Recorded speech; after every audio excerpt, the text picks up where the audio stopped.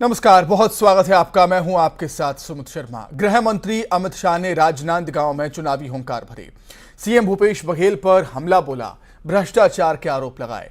अमित शाह के आरोपों पर कांग्रेस ने भी पलटवार किया है। छत्तीसगढ़ के चुनावी रण में आज केंद्रीय गृह मंत्री अमित शाह ने हुंकार भरी। राजनांदगांव में रमन सिंह के नामांकन से पहले अमित शाह ने चुनावी सभा को संबोधित किया। इसमें उन्होंने कांग्रेस पर जोरदार प्रहार किया। सीएम भूपेश बघेल पर हमला बोलते हुए अमित शाह ने कहा कि उन्होंने छत्तीसगढ़ को कांग्रेस के दरबार का एटीएम बना दिया है। 5 साल में आपने क्या किया, इसका जरा हिसाब किताब दीजिए। मुझे मालूम है हिसाब देने का आपका स्वभाव नहीं है। आप विकास का हिसाब किताब नहीं करते हो।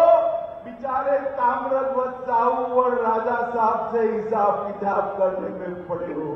आप विकास का हिसाब नहीं करते।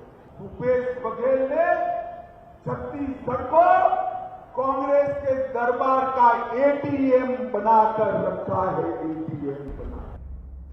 अमित शाह ने छत्तीसगढ़ सरकार पर भ्रष्टाचार के आरोप लगाए। बोले कांग्रेस ने करप्शन का पूरा चेन बनाया है। गृह मंत्री ने कहा कि भूपेश बघेल के शासन में छत्तीसगढ़ में न गरीब खुशहाल है न आदिवासी। भूपेश सरकार में सिर्फ गांधी परिवार खुशहाल है। करप्शन का ऐसा, जैसे फूड चेन बनते हैं ना, कोई पिज्जा का फूड चेन बनाएगा, कोई पाव भाजी का बनाएगा। इन्होंने करप्शन का पटवारी से लेकर मुख्यमंत्री तक का पूरा करप्शन चेन बना दिया है, जो दिल्ली तक। शराब घोटाला, 2000 करोड़ रुपए का शराब घोटाला, इनके ऑफिस के अफसरान जेल में जाते हैं और उनको शादी में भी चैन नहीं आता है, कहीं वो मुंह न खोल दे, इसलिए डर कर घर में शादी कराते हैं। गृह मंत्री अमित शाह ने केंद्र सरकार की उपलब्धियां भी गिनाई। कहा यूपीए के 10 साल में प्रदेश को सिर्फ 77,000 करोड़ रुपए मिले, जबकि बीजेपी ने बिना भेदभाव के 3 लाख करोड़ दिए। 2004 से 14 केंद्र में यूपीए की सरकार थी, कांग्रेस की सरकार थी। क्या दिया आपने छत्तीसगढ़ को? हिसाब लेकर आइए माताओं, भाइयों, बहनों। 2004 से 14 में केवल 77,000 करोड़ रुपया छत्तीसगढ़ को 10 साल के अंदर। कितना दिया? जरा जोर से बोले, कितना? 77,000 करोड़। कितना? और मोदी जी ने 2014 से 23 उनके 10 साल बनाम हमारे 9 साल 77,000 करोड़ की जगह पे 3,01,000 करोड़ रुपया छत्तीसगढ़ को भेजने का काम। अमित शाह ने भ्रष्टाचार के मुद्दे पर प्रदेश सरकार को घेरा। सीएम भूपेश बघेल पर आरोप लगाए। कांग्रेस ने पलटवार किया और चुनाव आयोग से शिकायत की बात तक कही है। उन्होंने सीधे सीधे सांप्रदायिक दंगे भड़काने का काम किया है। उन्होंने हिंदू मुस्लिम दंगे की बात की है। इस संबंध में कांग्रेस पार्टी ने सबसे पहले तो हम अपेक्षा करते हैं कि आदर्श चुनाव आचार संहिता के तहत, मॉडल कोड ऑफ कंडक्ट के तहत चुनाव आयोग स्वयं निर्णय ले, स्वयं कार्रवाई करे। और कांग्रेस पार्टी भी अपने तरफ से उनके खिलाफ शिकायत करने जा रही है। देखिए, ये मुद्दा भी है इनके पास में। जब जब ये विपक्ष में रहते हैं, इनके पास मुद्दे दिए जाते हैं, तो जहाँ पे मुसलमान है तो वहाँ हिंदू मुसलमान करेंगे, जहाँ ईसाई है वहाँ हिंदू ईसाई करेंगे, जहाँ पे सिख है वहाँ हिंदू सिख करेंगे। ये आदतन सांप्रदायिक दंगा भड़काने वाला दल है और वही कार्य कर रहे हैं। गृह मंत्री अमित शाह के दौरे से प्रदेश का चुनावी पारा और भी हाई हो गया है। कांग्रेस अमित शाह के भाषण पर नाराजगी जता रही है, आरोपों का जवाब दे रही है, बयानबाजी का दौर जारी है। Bureau report, news 18।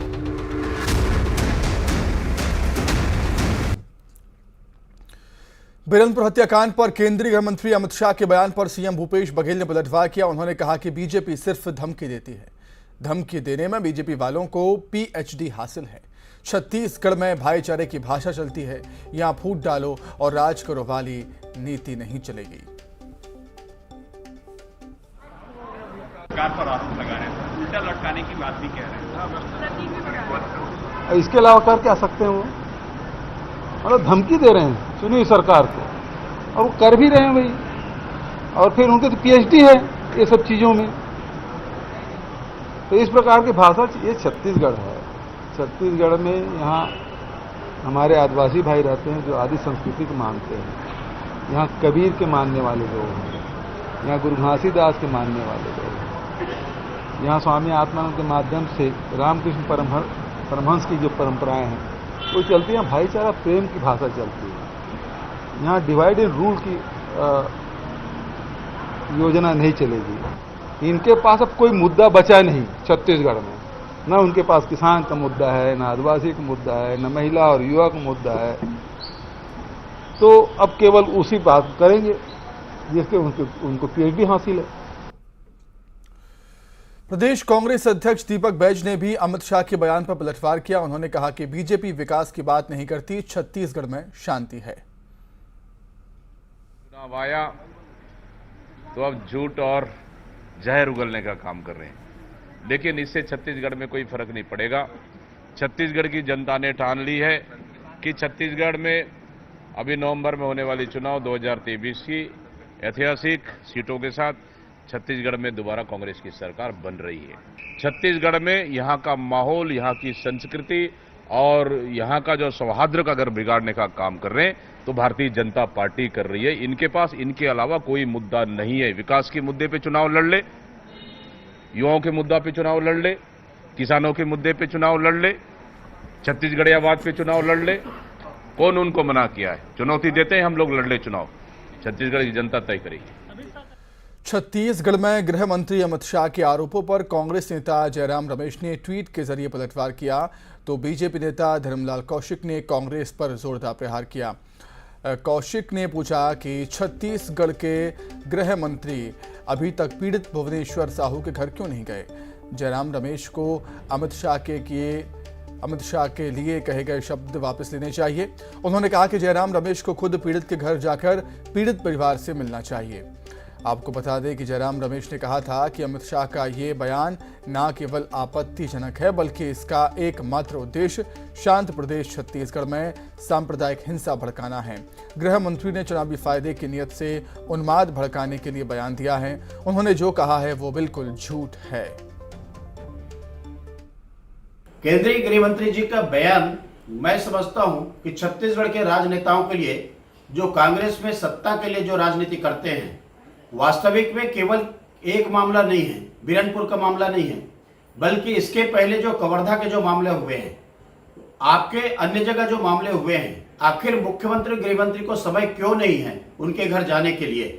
और इस मामले को लेकर के जयराम रमेश जी को अपने बयान वापस लेना चाहिए, अन्यथा छत्तीसगढ़ उनको आना चाहिए और आकर के उस ईश्वर साहू के घर में जा करके यदि उनके पिता जिससे मिले, ईश्वर साहू से मिले। छत्तीसगढ़ में पहले चरण के मतदान के लिए मैदान सज गया है। नामांकन प्रक्रिया शुरू हो चुकी है।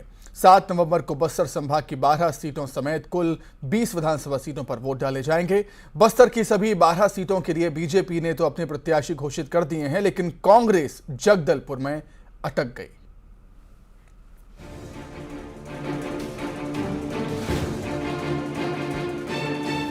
सात नवंबर वो तारीख जब छत्तीसगढ़ में पहले चरण का रण होगा। जिन 20 विधानसभा सीटों पर वोटिंग होनी है उनमें बस्तर की सभी 12 सीटें शामिल हैं। बीजेपी ने सभी सीटों पर अपने उम्मीदवारों का ऐलान कर दिया है, लेकिन कांग्रेस एक सीट को लेकर असमंजस में है।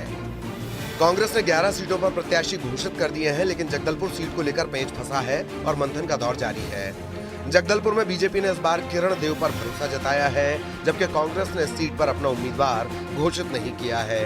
जगदलपुर सीट संभाग की काफी अहम सीट है। ऐसा इसलिए क्योंकि बस्तर की 12 सीटों में से सिर्फ जगदलपुर सीट ही सामान्य वर्ग के लिए आरक्षित है। वर्तमान में जगदलपुर सीट पर कांग्रेस का कब्जा है। जगदलपुर में कांग्रेस प्रत्याशी घोषित न होने पर सियासी बयानबाजी जोर पकड़ रही है। बीजेपी एक तरफ दमदार प्रत्याशी नहीं होने की बात कर कांग्रेस पर तंज कस रही है। कांग्रेस भी पलटवार में पीछे नहीं। कांग्रेस के मुताबिक बीजेपी प्रत्याशी पहचान के संकट से जूझ रही है। तो वस्तुतः इनके पास कोई आदमी है ही नहीं जो भारतीय जनता पार्टी के प्रत्याशी का सामना कर सके, इसलिए टिकट में लेट टच भी कर रहे हैं, देरी कर रहे हैं। डेंजर सीट समझ रहे हैं कांग्रेस की? डेंजर नहीं, चाहे कांग्रेस के जितने प्रत्याशी सामने आ रहे हैं, आज एक टीवी रवि नामांकन कर चुके हैं, क्षेत्र क्षेत्र में घूम रहे हैं। ऐसे 1 विकेट तो उनका टीवी रवि के रूप में गिर गया, और जो 4 विकेट और चल रहे हैं ये भी एक एक करके गिर जाएंगे। वास्तव में कांग्रेस के पास कोई योग्य कैंडिडेट है ही नहीं। बीजेपी के बड़े नेता चुनाव प्रचार में दिख नहीं रहे। किरण देव जी तो अकेला असहाय गांव-गांव में घूम रहे हैं, न भीड़ है न उनके समर्थक है। तो मैं समझता हूं कि भाजपा तो कांग्रेस पर नज़र गड़ाई है, वो अपने प्रत्याशी पर नज़र गड़ाए कि वो कैसे जीतेंगे। गांव में उनको लोग पहचानते नहीं हैं, उनको बताना पड़ रहा है कि मैं राजघराने का हूँ। 10 वर्ष पूर्व 5 साल में महापौर रहा, वो अपनी पहचान नहीं बना पाया। इससे बड़ा दुर्भाग्यजनक बीजेपी के लिए हो ही नहीं सकता। ऐसा डमी प्रत्याशी बीजेपी ने खड़ा किया है कि हमारे लिए शुभ है। हम ये चुनाव निश्चित तौर पर 30,000 के अधिक मतों से चुनाव जीतेंगे। छत्तीसगढ़ में नामांकन प्रक्रिया का आगाज हो चुका है, लेकिन जगदलपुर सीट पर कांग्रेस अटक गई है और अब तक अपना चेहरा तय नहीं कर पाई है। इसका फायदा उठाने के लिए बीजेपी ने जोर आजमाइश शुरू कर दी है। Bureau report, news 18। छत्तीसगढ़ के आबकारी मंत्री कवासी लखमा ने कोंटा विधानसभा सीट के लिए नामांकन फॉर्म कलेक्ट्रेट से लिया। मीडिया से बातचीत में कवासी लखमा ने कहा कि वो 18 अक्टूबर को अपना नामांकन फॉर्म दाखिल कर देंगे। जनता का मूड कांग्रेस के पक्ष में है और जीत उनकी ही होगी। आज नियम के अनुसार हमारे कलेक्ट्रेट ऑफिस में आज फार्म इशू करने आया था, फार्म ले लिया है। कल छोड़ के परसों कार्यकर्ता के साथ, समर्थकों के साथ परसों फार्म जमा करेंगे। कोंडागांव के केशकाल से तीसरी बार टिकट कांग्रेस का मिलने के बाद नामांकन फॉर्म लेने आए संत राम ने न्यूज़ 18 से बातचीत की। उन्होंने तीसरी बार भरोसा जताने के लिए पार्टी हाईकमान का शुक्रिया अदा किया। वहीं बीजेपी पर निशाना साधते हुए कहा कि बीजेपी के पास चुनाव लड़ने के लिए कोई मुद्दा नहीं है। बीजेपी ने धर्मांतरण को मुद्दा बनाया था जो फ्लॉप हो गया।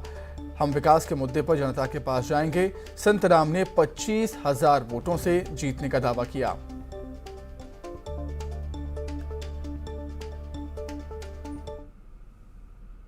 कांग्रेस पार्टी धर्मांतरण के पक्ष में नहीं है। हम धर्मांतरण होने नहीं देना चाहते, पर अगर कोई जबरिया अगर धर्मांतरण करता है उसके खिलाफ कानून है। हम कानून पर विश्वास करते हैं। जिस हिसाब से उनके पास कोई मुद्दा नहीं है, हम विकास के मुद्दा को जनता के बीच जाएंगे और यही विकास आप देखो कोंडागांव जिले में काफ़ी विकास हुआ है। आपके सामने में एक IAS अधिकारी हैं जो पूर्व कलेक्टर भी रहे हैं क्षेत्र के, कितनी बड़ी चुनौती मानते हैं? देखिए, मैं पहले भी कहा आज भी कह रहा हूँ कि कलेक्टर का काम एक अलग होता है, प्रशासनिक काम अलग तरह की होता है। वो आदेश देते हैं और उसके जो निचले अमला काम करती है। यहाँ जनप्रतिनिधि का काम होता है जनता का आदेश को सुनना। जनता आदेश देती है, जनता के बीच में रहकर काम करना ये बहुत ही कठिन होता है। ये जनता उसी को स्वीकार करती है जो उसके बीच में रहते हैं। इस प्रकार से ये लोग कहते हैं, मैं तो इसको चुनौती नहीं मानता। एक चीज़ बताइए, आप लगातार जीत दर्ज कर रहे हैं, केस काल में कोई भी रिपीट नहीं हुआ है, आप लगातार 2 बार जीते हैं। इस बार जीत का आंकड़ा क्या रहा? 2013 में हमको 8,972 मिला। अब सीधा अगर आप देखेंगे 5 साल काम करने के बाद जनता ने सीधा 17,000 वोटों से जिताया है। और इस बार मुझे ऐसा लग रहा है कि जनता फिर मन बना लिया है, तो इसको आप अगर बढ़ते क्रम में देखेंगे तो 25 पार होगा। बस्तर का विश्व प्रसिद्ध दशहरा देखने के लिए नवरात्र में लोग दूर दूर से आने लगे हैं। भक्तों की भारी भीड़ को देखते हुए प्रशासन ने जहां सुरक्षा के पुख्ता इंतजाम किए हैं, पुलिस बल की अतिरिक्त तैनाती भी की गई है। आचार संहिता के चलते पुलिस पहले से ही काफ़ी सतर्क नजर आ रही है। जिला प्रशासन ने भी लोगों से अपील की है कि वो पर्व को शांति से मनाएं और आचार संहिता के दौरान नियमों का भी पालन करें। चुनाव के चलते जिले में पहले से ही धारा 144 लागू है।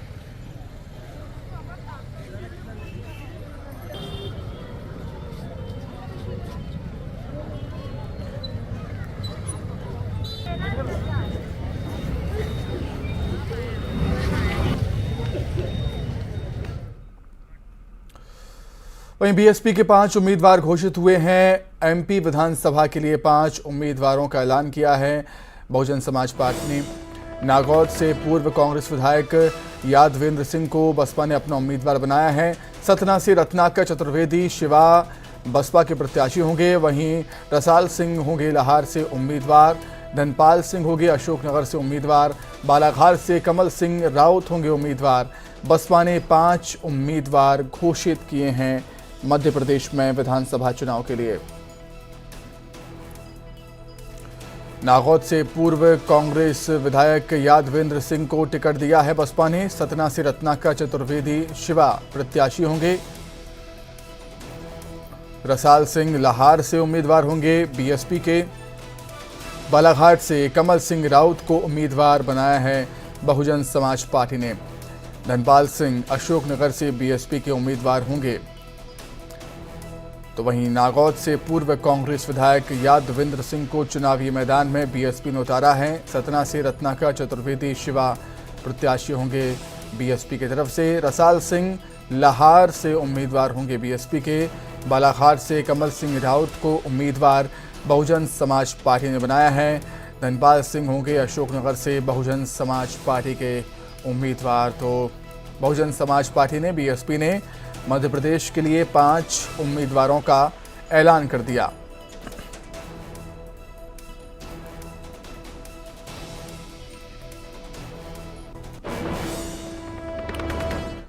चुनाव के मद्देनजर कोरबा पुलिस कप्तान ने सघन वाहन जांच कर बड़ी सफलता हासिल की। पुलिस ने एक बाइक सवार युवक को पकड़ा जिसके पास से चांदी के जेवर और गला हुआ सोना बरामद हुआ, जिसकी कीमत 3,06,000 रुपये आंकी जा रही है।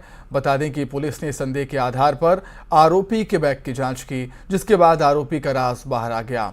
पुलिस आगे की जांच में जुट गई है। पुलिस अधीक्षक महोदय द्वारा निर्देश दिए गए थे कि जो भी विधानसभा चुनाव के मद्देनजर जो भी कैश फ्लो है उसको रोकना है और कार्रवाई किया जाना है। और इसके लिए वाहन चेकिंग पॉइंट लगाया गया था और लगातार सघन चेकिंग किया जा रहा था। इसी दौरान बीते रात को मनोज मेंटी के पास से लगभग 34 ग्राम सोना और लगभग 2 किलो चांदी कीमती लगभग 3,06,000 के आसपास को जब्त करके 102 दंड प्रक्रिया संहिता के तहत कार्रवाई किया गया है। खबर कोरबा से, जहां दवाई लाने गए एक युवक की 2 नशेड़ियों ने चाकू मारकर हत्या कर दी। परिजनों के अनुसार मामूली कहासुनी पर ही आरोपियों ने युवक की जान ले ली। बता दें कि बीते 20 दिनों के भीतर ही भैंस खटाल क्षेत्र की ये दूसरी घटना है। आरोपी ने घूमने के बहाने युवक को नहर के किनारे बुलाया, जहां कहासुनी के बाद उसकी जान ले ली। पुलिस आरोपियों की तलाश कर रही है।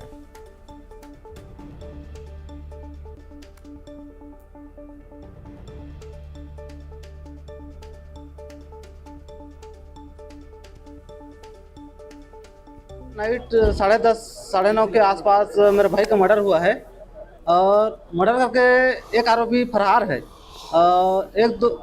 मतलब 2 आदमी को पकड़े हैं। अब बोल रहे हैं कि कार्रवाई होगा बहुत जल्द, ऐसा एसपी सर बोले हैं।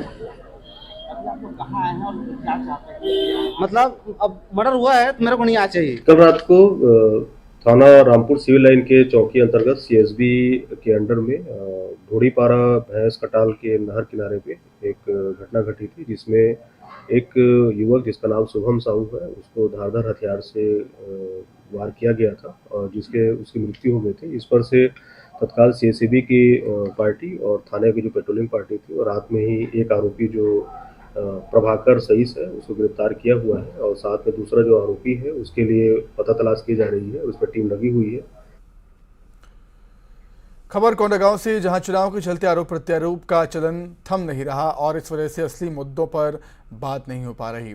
कभी फूलों की घाटी कहे जाने वाले केशकाल घाट प्राकृतिक नज़ारों के लिए जानी जाती थी, लेकिन अब ये जर्जर सड़क के रूप में अपनी पहचान बना रही है।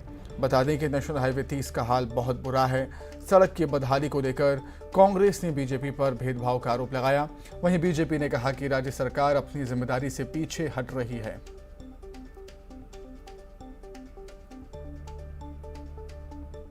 हम बस्तर संभाग की बात करें तो सिर्फ राष्ट्रीय राजमार्ग है जो यहाँ की जीवन धारा है, मुख्य मार्ग है, तो जीवन धारा ही हम इसको मान के चलते कि ये जीवन रेखा है। अब इस पर यदि केंद्र सरकार ध्यान आकृष्ट नहीं कर रही है तो ये हम लोगों के लिए दुखदायी का विषय, दुख का विषय है। सबसे बड़ी बात है कांकेर लोकसभा, जहाँ पे भाजपा के सांसद है आदरणीय मंडावी जी, उन्होंने आज तक सदन में इस मामले को लेकर के अपनी इस बात को नहीं रखा है। मैं समझता हूँ कांग्रेस पार्टी की ओर से कांग्रेस के लोग भी समझते और क्षेत्र की जनता भी समझती है, यदि वो इस बात को लेकर के मुखरता से रखते तो शायद आज तक वहाँ का बाईपास मार्ग बन चुका होता। पूरे बस्तर में आपको पता है कि एक ही मार्ग है NH30। इसके लिए हमेशा भारतीय जनता पार्टी मांग करती रही और बाईपास का कारण दूसरा ठेकेदार ने काम लिया और वो बीच में छोड़ करके भाग गया है। शायद मेरे ख्याल से, जहाँ तक मेरी जानकारी में है, मेरे NH के अधिकारियों से बात हुई, उसका टेंडर निरस्त करके अब उसमें लागत बढ़ गई है, फिर से वो टेंडर लगेगा और उसमें जो डिफरेंस की राशि केंद्र सरकार से मांगी जाएगी और वो काम शुरू होगा। अब उसमें कहीं ना कहीं राज्य सरकार की भी गलती है, अगर ठेकेदार काम नहीं किया, भाग गया, उसका पत्राचार तो सरकार को करना चाहिए ना। और बड़ी विडंबना की बात है कि राजनीति के चलते हुए केंद्र में भारतीय जनता पार्टी की सरकार है, छत्तीसगढ़ में कांग्रेस पार्टी की सरकार है, और जब भी घाटी की बात उठाई जाती है, चाहे वो पत्रकार उठाए चाहे जनप्रतिनिधि उठाए, ये दोनों पार्टियां आपस में एक दूसरे पर दोषारोपण करती है। राज्य सरकार बोल देती है कि केंद्र सरकार का मसला है, केंद्र सरकार यह कह देती है कि राज्य सरकार को इसका देखरेख करना है, उनके करिंदे काम नहीं करते। इस प्रकार से दोनों ही राज्य सरकार, केंद्र और राज्य सरकार के बीच में यह उलझ के रह गया है। इसी के साथ ही फिलहाल इस बुलेटिन में इतना ही। खबरें लगातार जारी हैं। नमस्कार।